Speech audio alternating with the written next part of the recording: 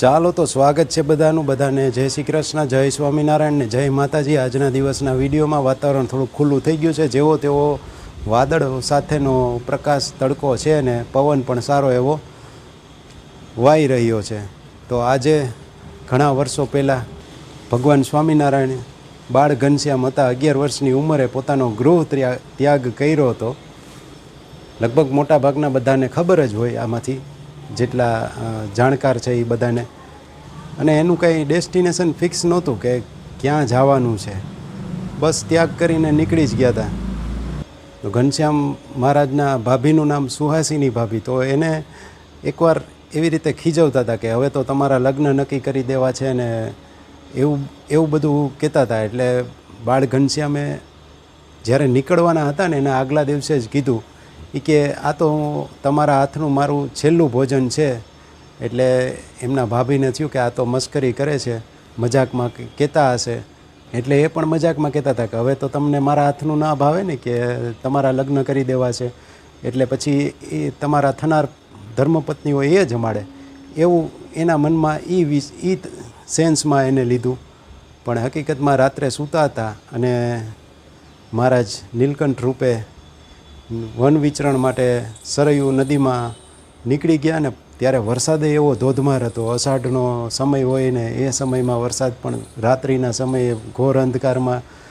તમે કદાચ BAPSની નીલકંઠ વર્ણી ચરિત્ર એવું લખીને સર્ચ કરશો તો એની શોર્ટ ફિલ્મ છે, એની કાર્ટૂન એનિમેટેડ ફિલ્મ છે, એ પણ જોવો તો મજા આવે, જાણવા જેવી ને ઘણી રસપ્રદ છે. તો સીધી સરયુ નદીમાં ટુબાકો મારે ને પછી ક્યાંયના ક્યાંય નીકળી જાય છે અને ત્યાંથી પછી આખા ભારતમાં વન વિચરણ માટે નીકળે છે અને જીવોના કલ્યાણ માટે પોતાનો ગૃહ ત્યાગ કરે છે. પછી ફરીને આખું ભારત ફરીને પછી પશ્ચિમ દેશ એટલે કે ગુજરાતમાં આવે છે અને ગઢડામાં પહેલાં તો રામાનંદ સ્વામીના આશ્રમમાં લોજ જાય છે, પછી ત્યાંથી પછી ગાદી ધારણ કરે છે. ને એ બધી તો તમને લગભગ બધાને ખબર જ હશે.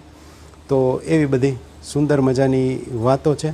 અને આજે સુંદર દિવસ છે કે આજના દિવસે જ મહારાજ ગૃહ ત્યાગ કર્યો હતો. તો બસ આ એક વાત કહેવાની હતી. અને સવારે એક હું મંદિરે જાઉં છું ત્યારે બેઠો હતો, ત્યારે 2-3 જણા કોઈક વાત કરતા હતા, ખાલી કાને પડી ગઈ એટલે એ તમારી સાથે શેર કરું છું. તો એમાં કોઈક એવું હશે કે એના પિતા બીમાર હશે ને એવું કંઈક હશે ને છોકરાઓ હશે એ ફોરેન હશે. એટલે એવું કહેતા હતા કે હવે છોકરાઓ તો બહાર છે, પિતા જીવે કે જાય એને શું ફેર પડે, કે છોકરાઓ ક્યાં દૂર છે. અને પછી બીજા ભાઈ કહે કે અન્ન નોખા એના મન નોખા, હવે એ આવે કે ન આવે હવે એને કાંઈ ફેર પડે નહીં.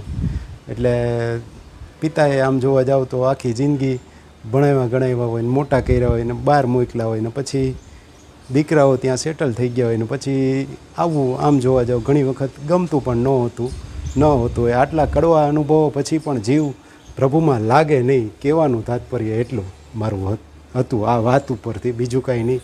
ડગલે ને પગલે કડવા અનુભવ તો થતા જ હોય છે બધાને, ક્યાંક ને ક્યાંક થયેલા હોય. પણ છતાંય આપણને એમ લાગે કે ના આ ખાલી થોડોક ગઠોડો છે, પછી તો કાતરી મીઠી જ છે. પણ એ કાતરી મીઠી પૂરી થાય એટલે પાછો ગઠોડો આવે જ, આ શેરડીના હાઠા જેવું. બસ તો આ છે રિંગદાર એક બાજુમાં ચાલે છે, તેનો બેકગ્રાઉન્ડમાં થોડો ઘણો અવાજ આવશે તમને. અને આજે રૂટિનમાં તમને કહું તો બાળકોને જવાનું છે મામાની ઘરે, કારણ કે ત્યાં બાળકોને મામાને ત્યાં બીજા દીકરાનો જન્મ થયો છે, તો એમની છઠ્ઠીનો પ્રોગ્રામ છે. એટલે બાળકોને એ બધા જાય છે. હું કાલે જઈશ તો કાલે તમને એને રિલેટેડ બધું બતાવીશ. એટલે બાળકોને જવું છે તો થોડાક સ્કૂલેથી વહેલા તેડવા જવું પડશે. એટલે હમણાં 3 વાગે એના માટે જવું છે, તો એમાં પણ થોડું ઘણું સ્કૂલે તેડવા જઈશ તો ત્યાં પણ બતાવીશ. 2 બાળકોને આજે સાથે તેડવા જાય સ્કૂલે, તો જોઈએ એ પણ આગળ બતાવશું.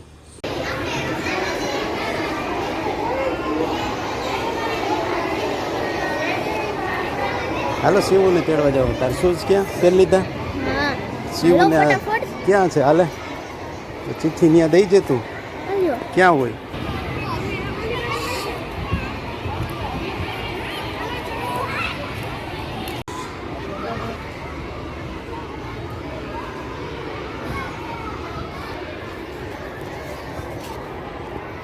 ચાલો બાળકો તૈયાર થઈ ગયા છે મામાની ઘરે જવા માટે.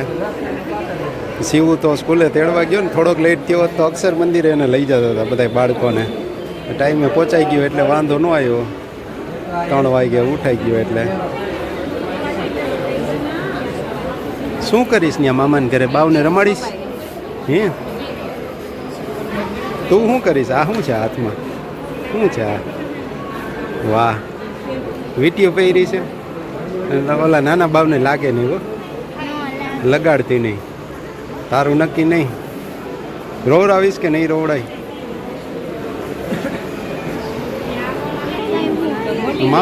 મામીને કામ કરાવજે કાં તો મામીને કામ કરાવવા રોકાઈ જાય એમ કરજે.